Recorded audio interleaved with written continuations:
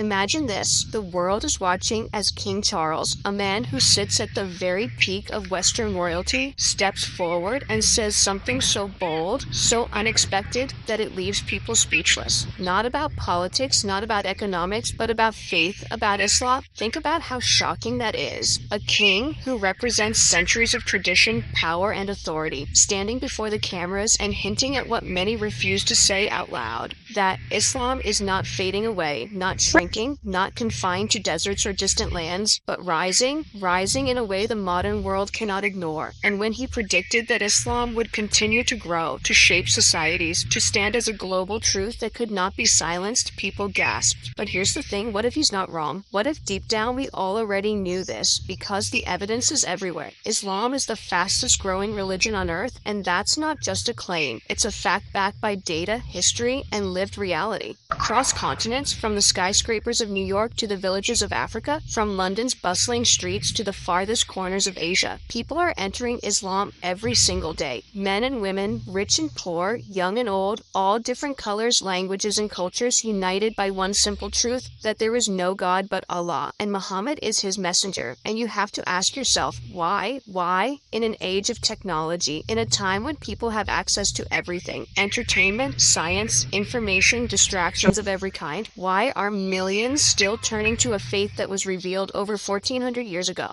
That's where the story gets powerful, because Islam isn't just surviving, it's thriving despite wars, despite colonization, despite endless propaganda. It's still here. In fact, it's stronger than ever. Think about it. Empires came and went. The Romans ruled, then collapsed. The Persians had power, then vanished. Colonial powers dominated, then crumbled. Modern superpowers rise and fall with every century. But Islam remains. It has been tested by fire, drowned in blood, attacked by every force imaginable. Yet it rises again and again like a tree whose roots run too deep to ever be pulled out.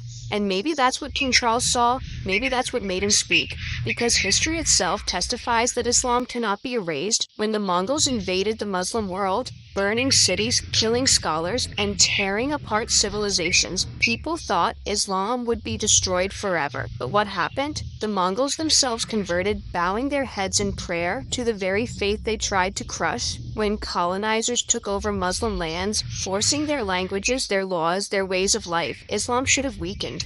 But instead it spread even faster, carried in the hearts of those who refused to let it die. And today, in the 21st century, with all the stereotypes, with all the hate, with all the misinformation that fills the news, Islam is still growing.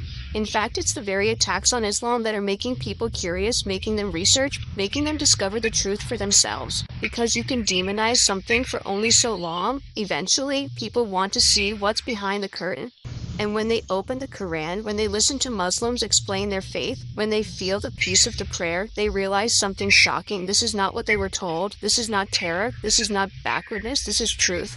A simple, powerful truth that speaks to the human soul, that life has meaning, that God is one, that we are here for a purpose greater than chasing money or fame or fleeting pleasure. And here's the part that makes it unstoppable. Islam doesn't just belong to Arabs or Pakistanis or Africans. It belongs to humanity. It's universal. It doesn't care about your color, your passport, your bank account. It speaks directly to the heart. And in a world full of chaos, anxiety, and emptiness, that message feels like water to a thirsty soul. That's why Islam is growing. That's why the numbers are unstoppable. And that's why when King Charles made his bold statement, it wasn't just a royal opinion, it was a reflection of reality. Whether people love it or hate it, Islam is not going anywhere. In fact, it's only getting stronger. And maybe, just maybe, the question isn't will Islam rise, but are you ready for it? Because history has already answered the first one. Now let's be real. Why do people in a world full of options keep turning toward Islam? Why is it that when someone searches for meaning beyond the surface level of life, when someone is tired of the endless chase for material success,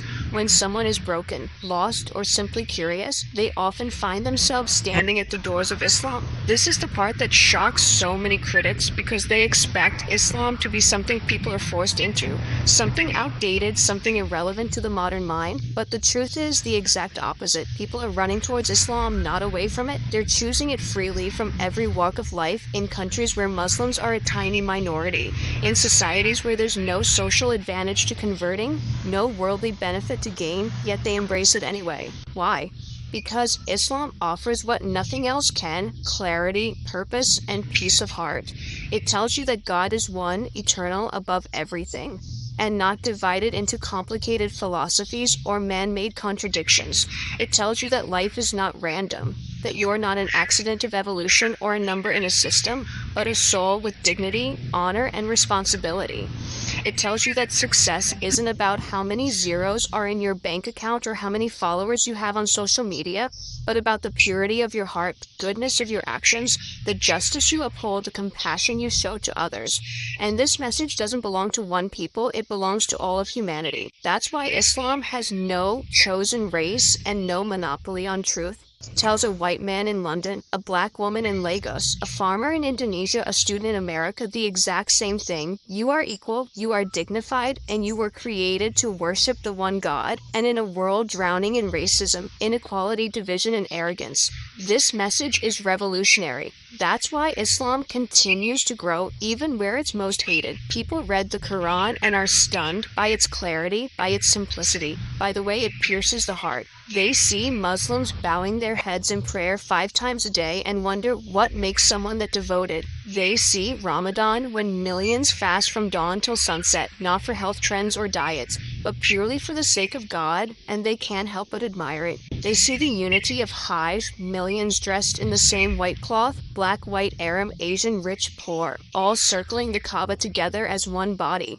They realize this is not just ritual, this is equality in action. And suddenly, stereotypes start to break. Suddenly, the false images painted by the media fade away, and what shines through is the beauty of a way of life built on discipline, faith, family, and peace. And here's something else that rattles the critics. Islam doesn't just survive modern challenges, it thrives on them. The internet, which they thought would destroy religion, has actually become the biggest dawah machine in history. A TikTok video of someone reading Quran, a YouTube clip of someone explaining prayer, a podcast about a reversion story. These are changing lives every single day. That's why Islam is spreading faster in the West than anywhere else, despite all the propaganda. Because once people actually learn, once they strip away the noise, they realize Islam isn't the monster they were told about. It's the truth they were searching for all along. And maybe that's why King Charles' words hit so hard, because he wasn't just making a prediction about numbers or statistics, he was pointing to a deeper reality. Islam is not just growing, it's awakening hearts. It's not just surviving, it's transforming lives. It's not just another religion on the shelf, it's a force of clarity in a world of confusion. And once you taste that clarity, once you feel that peace, you can never unsee it, you can never go back. That's why people who embrace Islam often say it feels like I came home, because that's exactly what it is. The soul returning to its source. And no matter how much the world changes, no matter how much technology advances, no matter how many distractions and temptations are thrown at us, the human heart will always crave that truth, and Islam delivers it. That's why it's different, that's why it's unstoppable, and that's why when King Charles said Islam will keep rising, he wasn't predicting the future, he was describing the present. When you look back at history, the story of Islam is unlike anything else humanity has ever seen.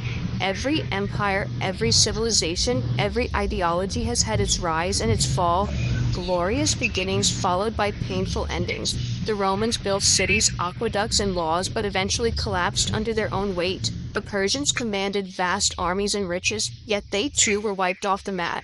The Mongols stormed across continents, burning, killing, and conquering, and for a moment it looked like nothing could stand in their way. Colonial powers stretched their flags across the globe, forcing languages, laws, and cultures onto millions of people, yet today they are shadows of what they once were. But Islam is different. Islam was born in the deserts of Arabia, revealed to an unlettered man, Prophet Muhammad, in a small corner of the world, yet it outlived them all. When the Mongols came with fire and blood, people thought it was the end of the Muslims, that the cities of Baghdad and Damascus would never recover. But what happened instead? The Mongols themselves embraced Islam. The very people who tore down mosques began to build them. The swords that were once raised against Muslims were now raised to defend the call of La ilaha illallah. That's not coincidence, that's destiny. And when colonial powers invaded Muslim lands centuries later, they brought armies, technology, and force. They banned the Arabic language in schools, they mocked the Quran, they tried to dismantle Islamic law, they forced new systems,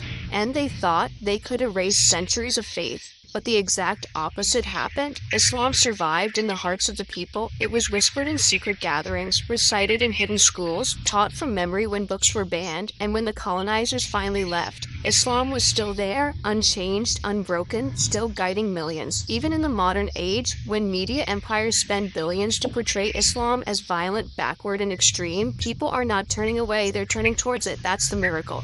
Every attempt to destroy Islam has only made it stronger. Every attack has only opened more eyes. Every insult has only created more curiosity. And the beauty of it is, Islam doesn't need armies or wealth to survive. Its strength doesn't come from palaces or politics. It comes from truth, from the Quran that has never changed in over 1400 years, from prayers whispered in the night by believers who never give up, from the unity of a billion voices saying the same words 5 times a day, facing the same direction, bowing to the same creator. That's why Islam is still here, and that's why it will always be here. Because while empires are written in history books, Islam is written in the hearts of people, and hearts can't be conquered.